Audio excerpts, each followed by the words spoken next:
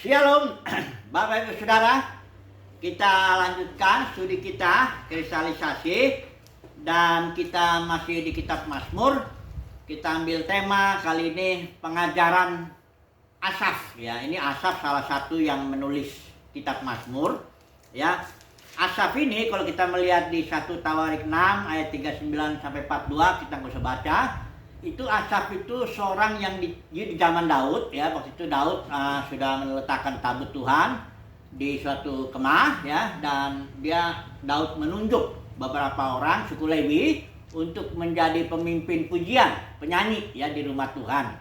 Ini ada beberapa orang namanya, kalau Asaf itu dari Bani Gerson, sementara kalau Heman dari Bani Kehat, Etan dari Bani Merari. Ini semua orang suku Lewi ya. Kita tahu Lewi anaknya Gerson, Kehat, dan Merari. Nah, penyanyi-penyanyi ini ya, pemimpin penyanyi ini dia bukan hanya sekedar nyanyi begitu aja, tapi mereka memiliki pemahaman ya. Artinya mereka bisa bernubuat, bisa mengeluarkan pengajaran ya. Nah, justru ini yang kita mau bahas hari ini menjadi tema kita, pengajaran Asaf. Khusus saya sudah kumpulkan Mazmur Asaf ini. Ada dari pasal 50 ya, pasal 73 sampai 83. Ada, nggak mungkin kita bahas semua dulu ya. Kita ambil aja dulu 3 pasal aja untuk membahas ya bagaimana pengajaran Asaf ini. Pertama, pasal 50 itu berbicara soal ibadah yang sejati. Kalau kita lihat di judulnya, LAI juga memberikan judul ibadah yang sejati. Nanti kita melihat lagi pasal 73 pasal 73 ya, mengenai pengajaran pergumulan ya, pergumulan orang benar ya, karena melihat orang fasik itu kok beruntung hidupnya gitu loh ya, dia nambah harta, sehat dan sebagainya ya. Tapi kita harus lihat dulu orang fasik yang dimaksud oleh Alkitab ini, oleh Mazmur khususnya itu siapa. Karena kalau kita ingin tahu suatu istilah misalnya fasik, kita nggak boleh langsung lihat kamus saja. Di kamus ini fasik itu begini, barangkali bukan orang Israel, orang yang nggak percaya Tuhan. Jangan begitu. Kita harus lihat istilah fasik ini ditaruh dalam konteks apa kalimatnya. Nanti dari situ bisa kelihatan maksudnya si penulis ini fasik itu apa. Ya, jadi jangan kita langsung ambil lihat kamus ya.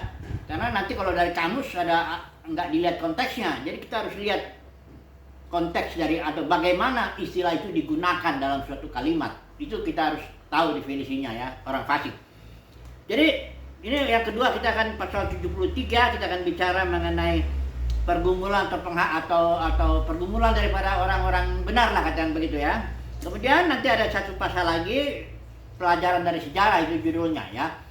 Nah, kita langsung aja nomor 1 dulu ya, di pasal 50. Kita nggak usah baca ini seluruhnya. Ini ada 23 ayat, tapi kita lihatlah poin-poinnya. Daripada pengajaran Asaf tentang ibadah itu. Apa pengertian si Asaf ini yang mau diajarkan kepada bangsa Israel tentang ibadah yang sejati ya. Dikatakan di sini bahwa ayat 8 aja, saya baca aja ya. Bukan karena korban sembelianmu aku menghukum engkau, bukankah korban bakaranmu tetap ada di hadapanku. Nah, di sini Asaf mengatakan bahwa Israel ibadah itu bukan soal ritualnya aja. Ya. Ibadah itu dikatakan di sini justru ini konteks perjanjian lama ya, kita harus ingat ya. Rumah Tuhan dalam pengertian konteks perjanjian lama itu adalah bangunan, atau dalam konteks Daud itu hanya kemah aja ada di sini tabut ya. Dan itu merupakan simbol daripada kehadiran Tuhan ya. Untuk konteks perjanjian lama saja, ibadah itu sudah bukan hanya ritual. Karena Tuhan kalau hanya ritual, dia bilang loh, aku kenal segala burung di udara yang bergerak itu dalam kuasaku. Kalau aku lapar gini, aku nggak makan darah lembu, jantan atau apa sebagainya, domba. Yang Tuhan cari apa dalam konteks perjanjian lama ini ya, ibadah sejati itu. Dikatakan di sini ayat 14, persembahkanlah syukur sebagai korban kepada Tuhan, bayarlah nasarmu kepada yang maha tinggi ya. Kemudian berserulah kepadaku pada waktu kesesakan, aku akan melupakan engkau dan engkau akan memuliakan aku. Artinya jadi suatu fellowship dengan Tuhan itu yang menjadi poin dalam ibadah sejati itu. Bukan soal dia melakukan ritual ini, ritual itu. Memang ritual itu pun dilakukan sesuai dengan hukum Taurat. Ya. Tetapi kalau ritual itu dikerjakan terlepas daripada fellowship dengan Tuhan, disitulah Tuhan sama sekali tidak berkenan dengan itu. Itu baru konteks perjanjian lama. Gimana nanti dalam konteks perjanjian baru? Jadi kalau kita langsung aja ya ngebanding-bandingin ya. Perjanjian lama aja soal ibadah sejati itu udah soal batin, soal hubungan dengan Tuhan. Itu konteks perjanjian lama. Banyak orang berpikir perjanjian lama, ibadah yang penting itu hanya ritual-ritual aja. Enggak begitu. Dari zaman Kain, Habel itu Tuhan udah cari iman. Percaya hubungan fellowship dulu, ibadah itu. Kain kenapa nggak ditolak persembahannya? Ya itu karena dia nggak beriman. Sudah lihat di Ibrani pasal 11. Ya Habel itu pahlawan iman.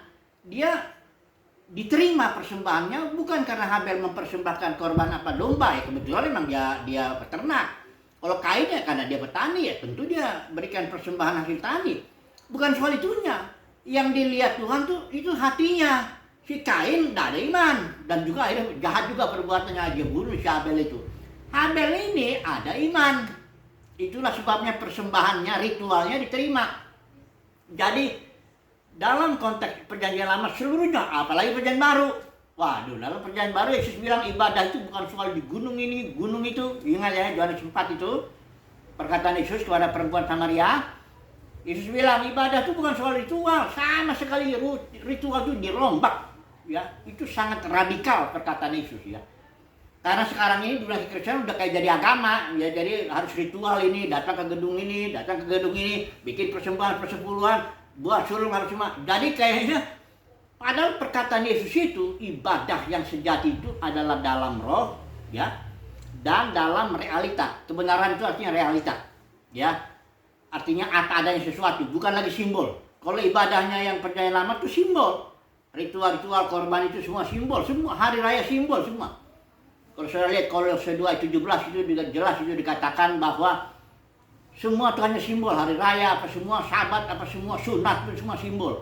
Yang sebenarnya itu ya realitanya adalah Kristus. Christ in you, Kristus dalam batin kita. Jadi perkataan Yesus kepada perempuan Samaria itu merombak konsep orang di zaman itu tentang ibadah.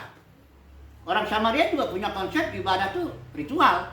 Kalau mereka Samaria di Gunung Gerizim, kalau orang Yahudi di Yerusalem, itu simbol semua. Yesus bilang sekarang tidak ada lagi. Israel itu bukan juga tanah suci apa semua, bait suci itu nggak ada lagi. Yang ada tuh sekarang kita ini dalam roh kita, bait roh itu, Roh Kudus itu di sini, dalam batin, ya. Kalau gitu ibadah apa yang sejati? Yang ngikutin perjalanan bagaimana roh mau, bagaimana Kristus mau dalam batin. Dalam kehidupan sehari-hari, makan, minum, tidur, bekerja, itu ibadah. Nggak ada lagi ritual-ritual harus datang ke gedung ini. Ya kalau dipimpin Roh Kudus ya nggak apa-apa, datang aja sih itu. Bikin pertemuan-pertemuan, kalau memang dipimpin roh, tapi jangan. Seolah-olah, harus datang ke gedung ini. Baru bertumbuh kamu.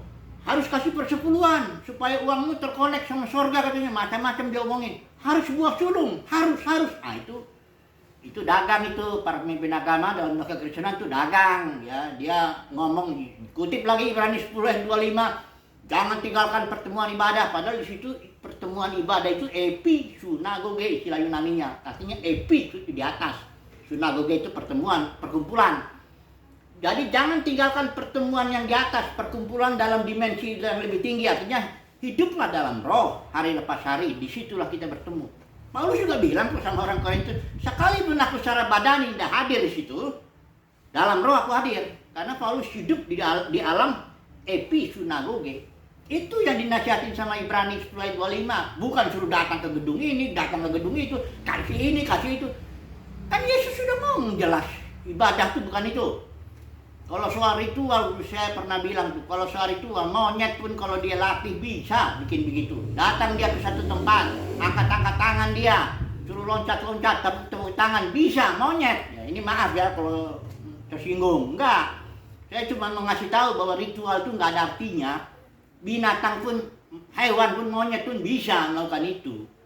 Tapi kita manusia ini serupa, segambar dengan Tuhan itu.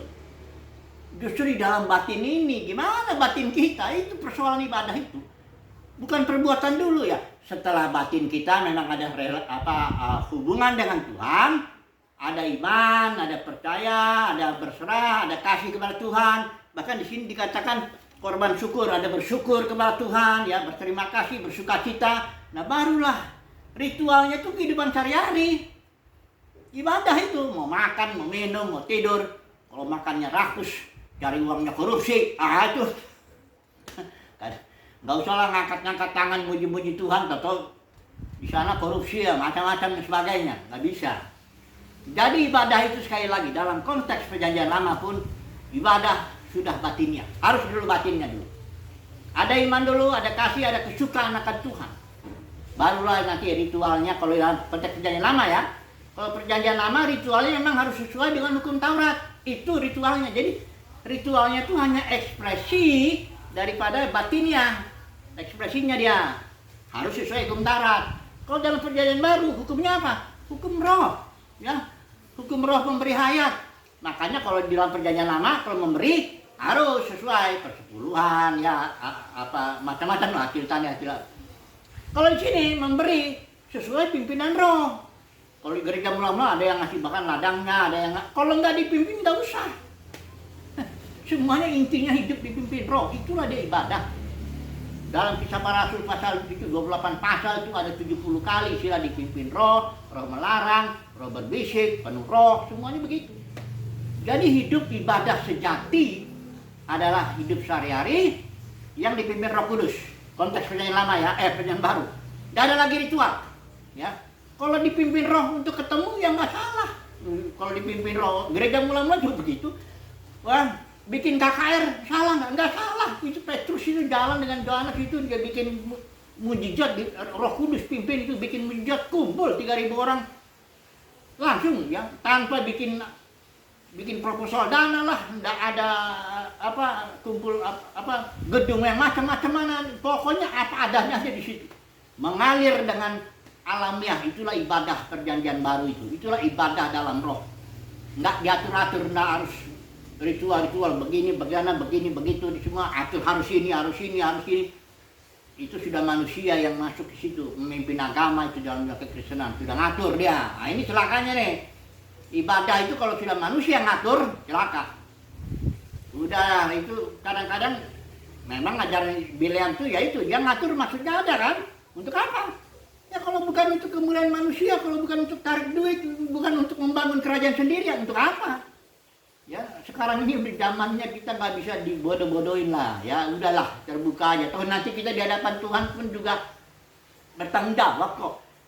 Ya, kelakuannya engkau di mimbar tuh ngapain? Ya, khotbah-khotbah mau cari duit, khotbah-khotbah mau cari kemuliaan manusia. Nah, kasih aturan bagaimana begini, maksudnya apa? Itu yang Tuhan lihat. Bukan tampilannya itu. Manusia melihat tampilan, Tuhan melihat batin.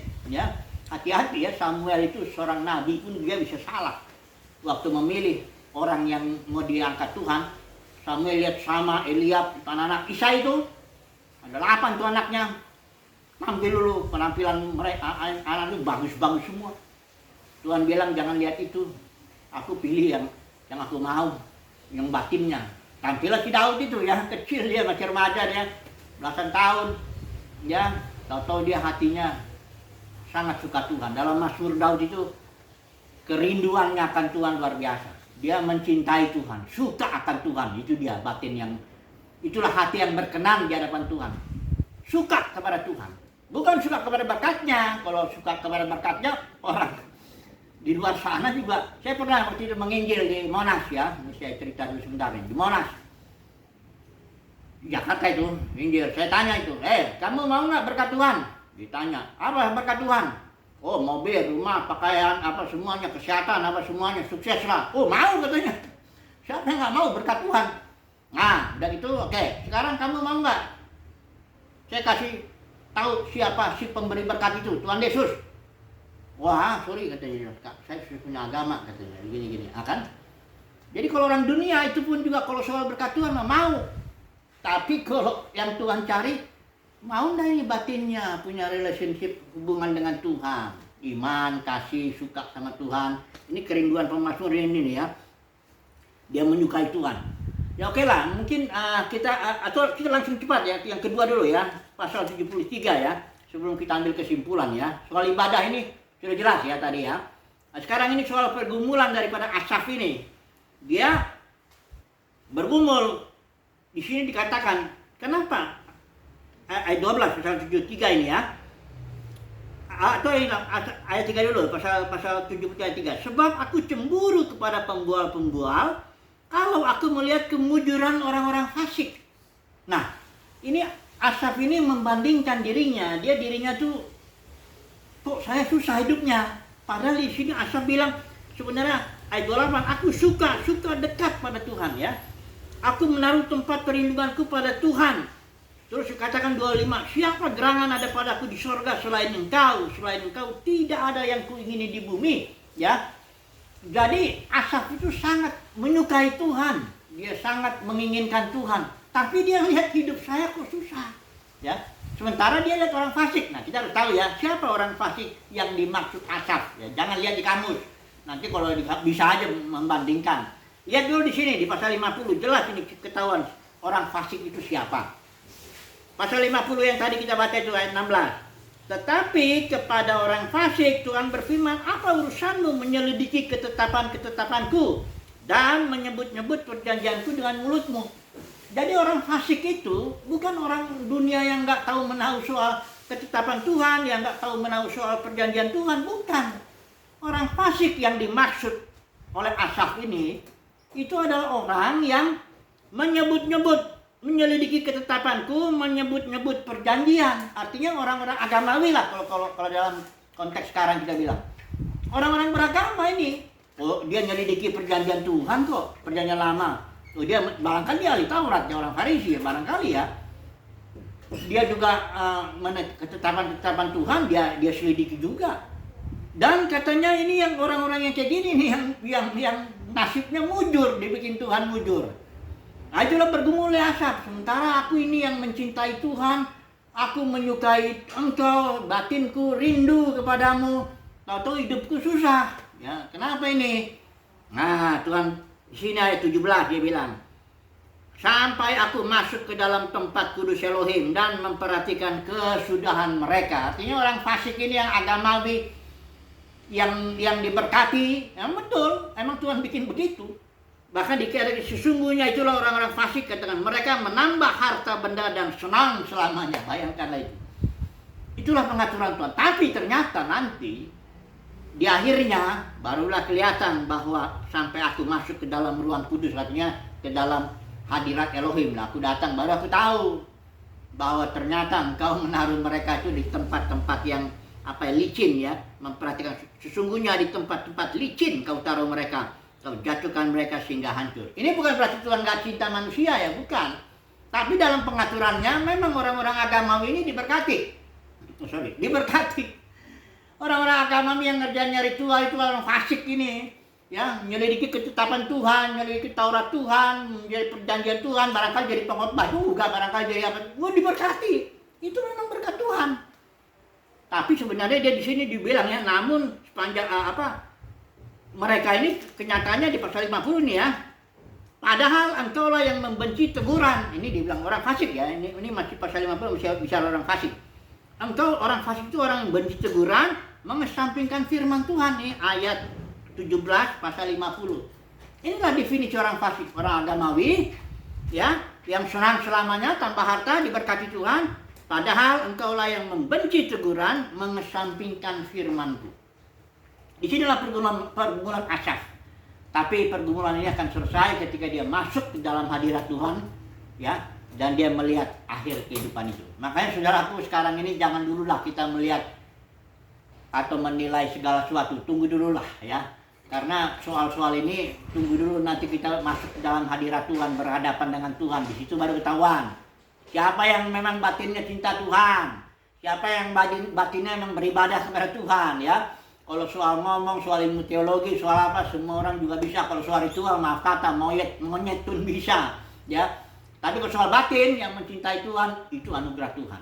Kalau kita batin kita punya iman, kita memiliki kasih, kita suka ya. Bahkan dikatakan firman, siapa gerangan ada padaku di sorga selain engkau tidak ada yang begini di bumi. Kalau sampai batin kita tidak menyukai apapun di bumi ini, kecuali menyukai Tuhan, itu kasih karunia. Tidak sia-sia, walaupun hidup kita susah, saudaraku, bersabar ya. Karena nanti ada waktunya Tuhan menyatakan segala sesuatunya. Tidak ada yang tersembunyi yang gak dibukakan. Semua akan terbuka. Puji Tuhan, ini pengajaran Asaf. Nanti kita akan sambung lagi pengajarannya mengenai pasal berikutnya. Haleluya. Amin.